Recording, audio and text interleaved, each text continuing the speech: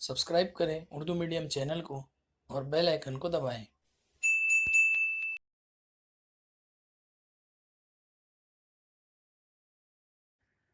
अस्सलाम वालेकुम। आज के लेक्चर में हम 10वीं जमात इंग्लिश के सबक बी स्मार्ट के वर्कशॉप को कंटिन्यू करने वाले हैं।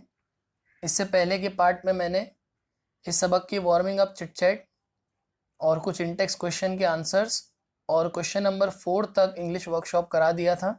तो आइए हम क्वेश्चन नंबर 5 से शुरू करते हैं। अगर आपने वो वीडियो नहीं देखा है तो आपको लिंक डिस्क्रिप्शन में मिल जाएगी, आप देख लीजिएगा। उसके बाद ये पार्ट 2 हम शुरू कर रहे हैं। सवाल है ड्राफ्टिंग अ स्पीच कैसे बनाते हैं। Discuss in groups each block and right notes about it. ये सारे ब्लॉक जो है ये आपको डिस्कस करना है।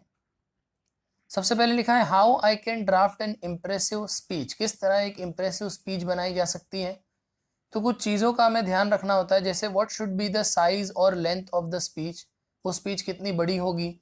Do I know the format. क्या मुझे उसका फॉर्मेट पता है। How to start. कैसे शुरू करना है। What to write. क्या लिखना है। How to bring quality in my speech. Speech के अंदर क्वालिटी किस तरह से लाई जाए।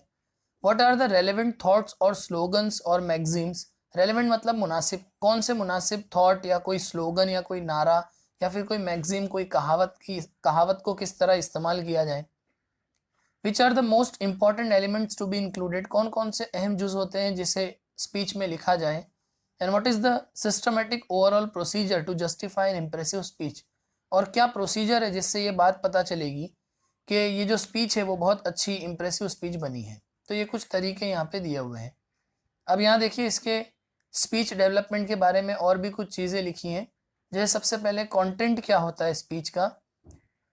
तो इसमें ए है greeting and introduction of the topic. सबसे पहले तो हमें सबका ग्रीटिंग करना, इस्तकबाल करना है, उसके बाद अपने टॉपिक को इंट्रोड्यूस करना है। एक्सपोजिशन ऑफ मेन थीम और क्लियरिटी ऑफ मैसेज और ऑर्गेनाइज थॉट्स एंड आइडियाज। यानी हमारे जो भी थीम है जिस पे हम स्पीच लिख रहे हैं उसको बताना कि भाई क्या चीज़ हम आज बताने जा रहे हैं। अपने मैसेज को बिल्कुल क्लियरली बता देना और तमाम चीज़ों को, जितने भी ख्याल, जितनी भी बातें आपने उसमें लिखी है उसको अच्छे से ऑर्गेनाइज करके पेश करना। Moral and practical application with example. फिर उसका मोरल, अखलाकी और प्रैक्टिकल एग्जाम्पल के साथ उसको अप्लाई करना, उसकी एप्लीकेशन करना, उसका इस्तेमाल करना। और लास्ट में कंक्लूजन। अब भी है स्पीकिंग प्रेजेंटेशन। प्रेजेंटेशन में कैसे, जैसे वर्बल क्लियरिटी, बोलने में बिल्कुल अपने लफ्ज़ बिल्कुल साफ हो, प्रोनाउंसिएशन ऑफ वर्ड्स अच्छे से तलफ़ुज़ हो। वॉइस मॉड्यूलेशन एंड प्रोजेक्शन, आवाज़ को जो है वो मॉड्यूलेट करना। मॉड्यूलेट का मतलब होता है कि एडजस्ट करना, जैसे किसी बात पे जोर देना है तो आवाज़ पे थोड़ा आवाज़ में भारीपन पैदा करना। ये है प्रोजेक्शन, यानी आवाज़ को किस तरह पेश किया जाता है, अपनी बात को किस तरह जाहिर किया जाता है। बी है प्रेजेंटेशन और speaking style, mannerism, audience eye contact, ability to keep the audience engage. ये और कुछ बातें हैं स्पीच बोलते वक्त, जैसे किस तरह प्रेजेंट करते हो आप, जब कोई चीज़ बोल रहे हो तो आपका मैनरिज्म कैसा है, आपका मैनर कैसा है। ऑडियंस से आई कॉन्टैक्ट आप बराबर करते रहिए और ऑडियंस को एंगेज रखिए स्पीच बोलते वक्त। फिर कॉन्फिडेंस होना चाहिए, जेस्चर्स एंड एक्सप्रेशन, आपके इशारे, आपके एक्सप्रेशन, स्टेज पे खड़े हो तो हिम्मत से खड़े हो। ये कुछ चीज़ें प्रेजेंटेशन में आती हैं। अब आप स्पीच लिखते वक्त कौन सी फ्रेजेस, कौन से फिक्रों का, कौन से लफ्ज़ों का इस्तेमाल कर सकते हैं। तो जैसे आप शुरू में लिख सकते हैं it's pleasure to see you all, या फिर आप लिख सकते हैं I am happy to see you today, या फिर it's good to see you all here. इस तरह से आप शुरू कर सकते हैं। फिर टॉपिक को किस तरह बताएंगे, टुडेज टॉपिक इज डैश, जिस बारे में भी होगा वो टॉपिक, या माई टॉक इज अबाउट डैश, या माई टॉपिक इज डैश। इस तरह से आप बोल सकते हैं। सी में द पर्पज और aim of this speech is dash. फिर है I will focus on 1 or 2 or 3 major issues, if you have any question feel free to ask me. तो इस तरह के कुछ जुमले हम स्पीच में इस्तेमाल कर सकते हैं।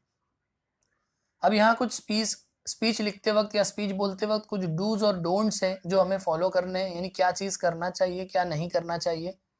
तो सबसे पहले डूज में 2 दिए हुए हैं, आगे कह रहे हैं ऐड सम मोर पॉइंट्स। तो टॉक स्लोली, आहिस्ते से बोलिए। एम्फेसाइज कीवर्ड्स, जो अहम लफ्ज़ है उस पर जोर दीजिए। फिर हमने लिखा है प्रोनाउंस वर्ड्स करेक्टली, अपने अल्फाजों को अच्छे से प्रोनाउंस करो।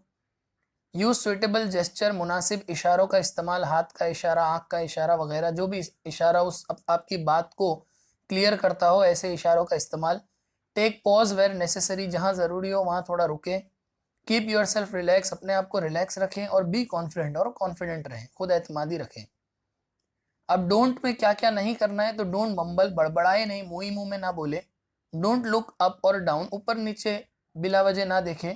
डोंट टॉक वेरी फास्ट, बहुत जल्दी जल्दी ना बोले। डोंट स्पीक टू लाउडली, बहुत ज़्यादा ज़ोर से ना बोले। Don't move your hands unnecessarily, don't है, कॉमा नहीं आएगा, एपोस्ट्रॉफी आएगा, टाइपिंग मिस्टेक है। Don't move your hands unnecessarily, गैर ज़रूरी तौर पे अपने हाथों को ना हिलाए। बाज़ मरतबा होता है हाथों को रब करते हैं, हाथों को मसलते हैं, ये सारी चीज़ें ना करें।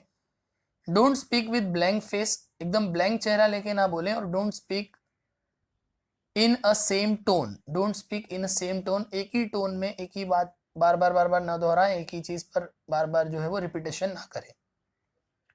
अब यहाँ पे देखिए सवाल नंबर 8 में, you are going to participate in an inter school elocution competition, आप इंटर स्कूल स्पीच कॉम्पिटिशन में हिस्सा लेने जा रहे हैं।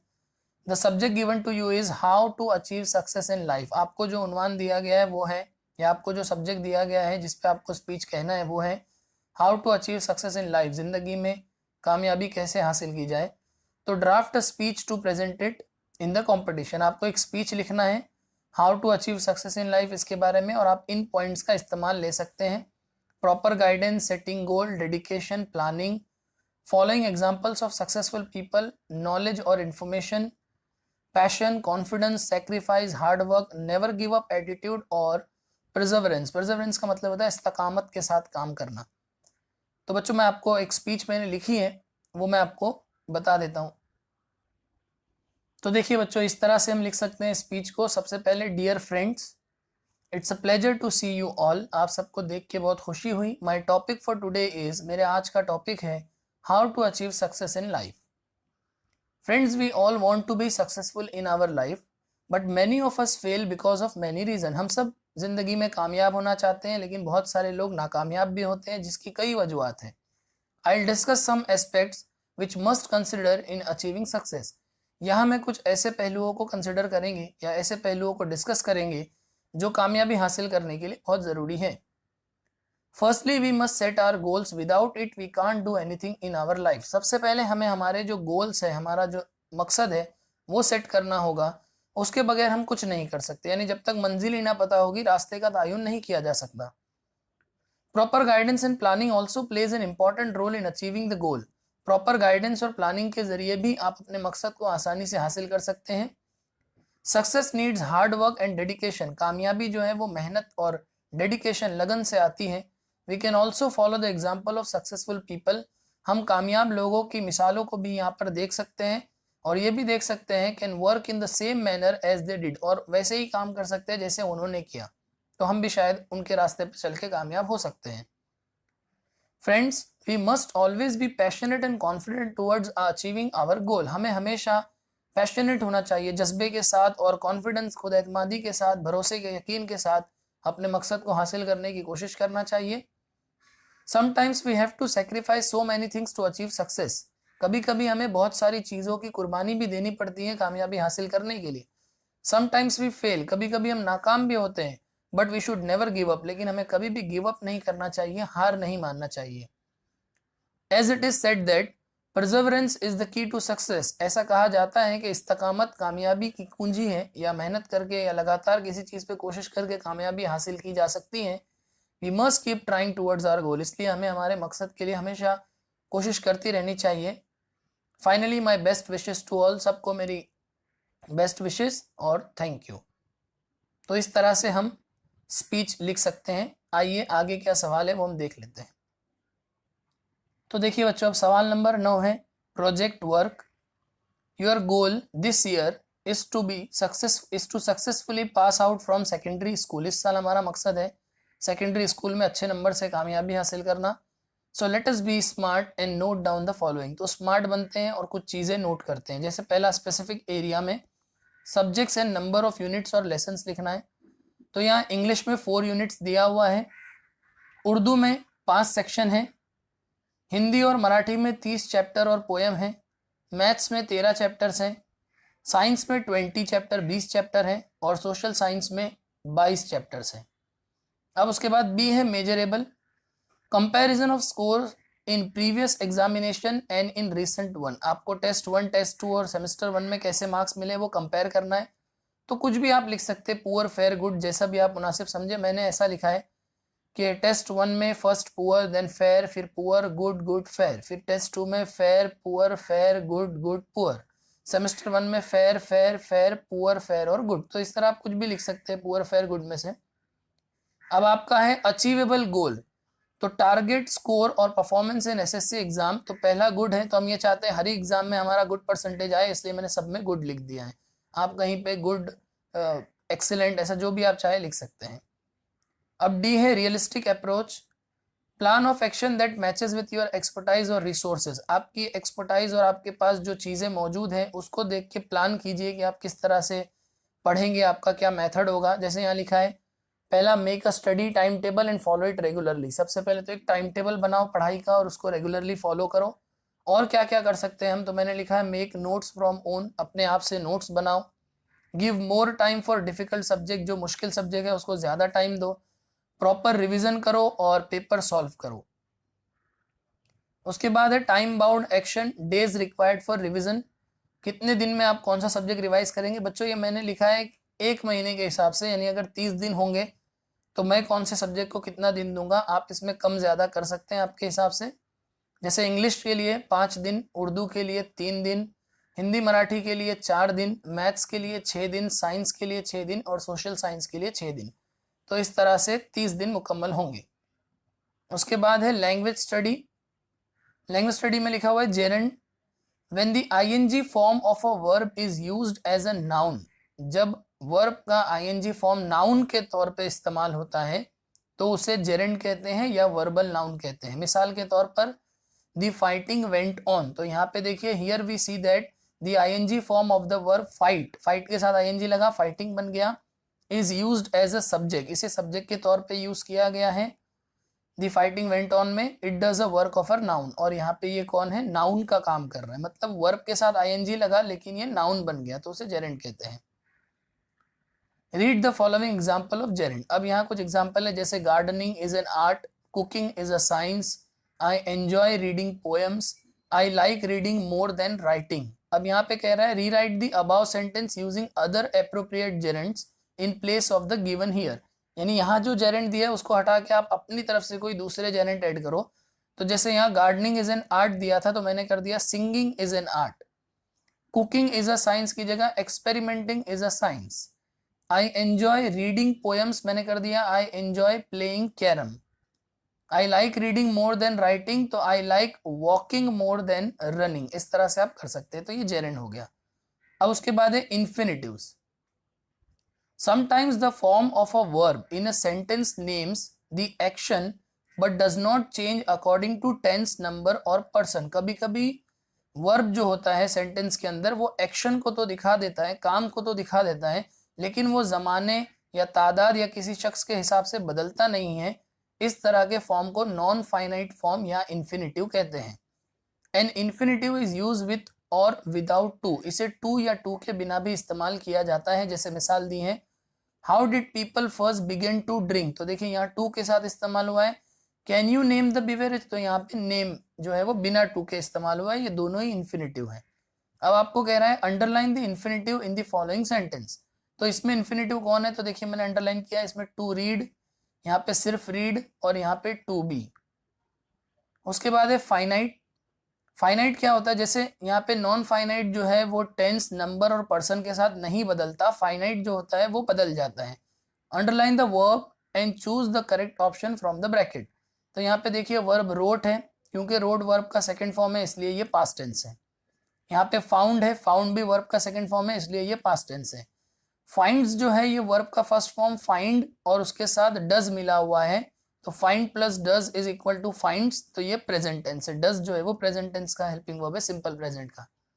उसके बाद है प्रीति वॉज स्कॉर्नफुल, प्रीति बहुत ही स्कॉर्नफुल है। स्कॉर्नफुल का मतलब होता है जो नेगेटिव ख्यालों में रहते हैं, मनफी सोच वाले होते हैं। तो यहाँ पे वॉज जो है वो पास्ट टेंस का है और प्रीति एक है, मतलब वॉज सिंगुलर का हेल्पिंग वर्ब है इसलिए यहाँ सिंगुलर लिखा है। फिर दिस इज जो है ये वर्ब है और ये सिंगुलर को जाहिर करता है। यहाँ पर आर जो है वो प्लूरल को जाहिर करता है। Thus we see that verb form show tense, number etc. इससे हमें पता चला कि वर्ब जो है वो टेंस और नंबर भी दिखाता है। Here the verb form changes according to the subject, यहाँ पे देखिए सब्जेक्ट के हिसाब से बदल गया, दिस के लिए इज था, दे के लिए आर हुआ, तो ये बदल गया. A verb form which is decided by and change according to subject of the sentence is known as finite verb. जो टेंस के या सब्जेक्ट के हिसाब से बदल जाता है उसे फाइनाइट वर्ब कहते हैं. मिसाल दी है, यू आर वेरी काइंड. यहाँ पे देखिए यू आर आया है यू के साथ. If the subject you is change to she, लेकिन अगर यहाँ यू की जगह शी होता तो सेंटेंस बन जाता शी इज, आर का इज हो जाता. तो ये फाइनाइट वर्ब की मिसाल है. Now change the verb from form according to change in the subject. अब सब्जेक्ट के हिसाब से बदलना है. जैसे लिखा है आई डोंट नो, तो चेंज आई टू शी. अगर आई की जगह शी होगा तो हो जाएगा शी डजंट नो. मैंने यहाँ पे जगह नहीं थी इसलिए सिर्फ डजंट लिख के छोड़ दिया है. अब पूरा लिखिएगा she doesn't know. My father knows, यहाँ पे माई फादर की जगह वी लिखना है. तो फादर क्योंकि नाउन है और सिंगुलर नाउन है तो डज आया इसलिए नोज हुआ. लेकिन यहाँ पे वी जो है वो प्लूरल नाउन है, प्लूरल नाउन में डू आता है, इसलिए यहाँ पे we know, we father knows का बन जाएगा we know. I am following in your footstep, तो यहाँ पे आई की जगह में ही लिखना है, तो ही के साथ इज आ जाएगा, he is following your footstep, ऐसा हो जाएगा. अब कह रहा है अंडरलाइन दी जेरेंड और प्रेजेंट पार्टिसिपल और इन्फिनेटिव. तो मैंने अंडरलाइन कर दिया. यहाँ पे सेटिंग, यहाँ क्वांटिफाइंग, यहाँ टू ट्रैक, यहाँ to create, to bring, to execute, finding, mastering, getting, इस तरह से आप कर सकते हैं. इसके बाद बोल रहा है classify the following words in the respective column. यहाँ कॉलम दिया है नाउन यानी कि नाम, एडजेक्टिव नाम की खूबी, एडवर्ब वर्ब की खूबी, वर्ब यानी काम, प्रोनाउन नाम की जगह इस्तेमाल होने वाला लफ्ज, लफ्ज प्रिपोजिशन जो है वो जैसे इन और, ये नॉर्मली जो है वो डायरेक्शन बताता है, इन, फॉर, ऑफ, बिटवीन वगैरह. कंजक्शन दो लफ्ज या दो जुमलों को जोड़ने वाला, और इंटरजेक्शन जो हमारे जज्बात को जाहिर करने वाले लफ्ज होते हैं. तो यहाँ पे मैंने क्योंकि जगह कम थी तो मैंने ऊपर लिख दिया है, आप कॉलम में लिख लीजिएगा. जैसे पहले है टैकल, तो ये वर्ब है. ट्रम्पेट नाउन है. डायरेक्टली ये एडवर्ब है. बच्चों एक बात मैं आपको यहाँ बताता हूँ, नॉर्मली क्या होता है ना, एडवर्ब में लास्ट में एलवाई आता है. तो ये एडवर्ब की बहुत अच्छी पहचान है कि एलवाई वाले जितने भी लफ्ज होते हैं वो एडवर्ब होते हैं. तो डायरेक्टली एडवर्ब है. एग्जीक्यूट वर्ब, एग्रेसिव एडजेक्टिव है, नेचुरल भी एडजेक्टिव है, एब्सेंस नाउन है, एग्जैक्टली देखिए वापस एलवाई आया तो adverb, achieve verb, clearly adverb, imagination. एक चीज और बताता हूँ, TION वगैरह या SION ऐसी सारी चीजें नाउन में आती हैं, तो इमेजिनेशन ये नाउन है. प्रिसाइजली एलवाई आया adverb, create verb, important adjective, expert noun, specific adjective, of जो है ये प्रीपोजिशन है, इफ और एंड ये दोनों कंजक्शन है, ओह जो है ये इंटरजेक्शन है क्योंकि ये जो है वो तासुरात, ओह जो है वो जज्बात को जाहिर करता है. फ्रॉम जो है ये प्रीपोजिशन है, वी जो है ये प्रोनाउन है, बट जो है ये कंजक्शन है, और इट जो है ये प्रोनाउन है. चलिए आगे बढ़ते हैं. उसके बाद दिया हुआ है चेंजिंग वर्ड क्लास. किस तरह हम वर्ड क्लास को चेंज करते हैं. इसमें होता क्या है, कोई एक लफ्ज जो वर्ब के तौर पे भी काम करता है और नाउन के तौर पे भी काम करता है. जैसे देखिए, sometimes the word class of a word changes without adding any prefix और सफिक्स. कोई भी प्रीफिक्स, सफिक्स, साबिका, लाहिका ऐड करने की जरूरत नहीं है. वो अपना जो है वो चेंज, अपना वर्ड जो है वो अपनी क्लास को चेंज कर लेता है. For example run is used as a verb. जैसे देखिए रन का इस्तेमाल आमतौर पे वर्ब के लिए होता है. So verb is its word class, तो इसके लिए इसका वर्ड क्लास जो है वो वर्ब है, यानी रन का जो वर्ड क्लास है वो वर्ब है. I can run faster than him, है ना, यहाँ पे रन जो है ये वर्ब के तौर पे इस्तेमाल हुआ. But when run is used as a noun, लेकिन अगर रन को नाउन बना दिया जाए तो इट्स वर्ड क्लास चेंजेस, तो उसका वर्ड क्लास बदल जाएगा. जैसे देखिए रन का जो वर्ड क्लास है वो वर्ब है, लेकिन अगर मैं उसको नाउन बना दूंगा तो उसका वर्ड क्लास नाउन बन जाएगा. For example India has to score 10 more runs to win the match. यहाँ पे ये 10 मोर रन्स जो है ये नाउन हो गया. This is called a change of word class. इसे वर्ड क्लास का चेंजेस कहते हैं, यानी था वर्ब लेकिन नाउन में चेंज हो गया. Now look at the following example, change of word class from verb to noun. अब यहाँ पे कुछ एग्जांपल दिए हुए हैं, इसमें कुछ करना नहीं है, बस खाली पढ़ लेना है. जैसे देखिए I doubt if I can write as fast as you can. यहाँ पे ये डाउट जो है वो वर्ब के तौर पे यूज हुआ है. लेकिन I have a doubt about this topic, यहाँ पे डाउट जो है वो नाउन हो गया. Similarly laugh, walk, catch, throw और टर्न, ये सारे इसका जो वर्ड क्लास है वो वर्ब है, लेकिन इसे नाउन के तौर पे भी यूज किया जा सकता है. Now change of word class from noun to verb, जैसे एग्जांपल दिया है रिमूव द पोटैटोज पील्स. تو यहाँ पील यानी छिलके, ये नाउन हो गया, लेकिन पील द पोटैटो, पोटैटो को छील दो, तो ये पील यहाँ पे वर्ब हो गया। She works as a nurse, वो नर्स के तौर पे काम करती है, ये नर्स नाउन हो गया। You have to nurse a patient till he और शी रिकवर्स, यहाँ पे नर्स जो है ये वर्ब हो गया। तो बस बच्चों यहाँ पर हमारा आज का ये पार्ट कंप्लीट हुआ और साथ ही हमने ये पूरे सबक की warming up, chit chat, Intex question और पूरा इंग्लिश वर्कशॉप कर लिया। मैं उम्मीद करता हूँ आपको ये अच्छे से समझ में आया होगा, और अगर आपको ये वीडियो अच्छा लगा है तो इसको लाइक करो, आप कमेंट्स करो, अगर आपकी कोई डाउट है तो मैं कमेंट वहाँ सॉल्व करूँगा, और इस वीडियो को शेयर करो और इस चैनल को ज़रूर सब्सक्राइब करो। शुक्रिया।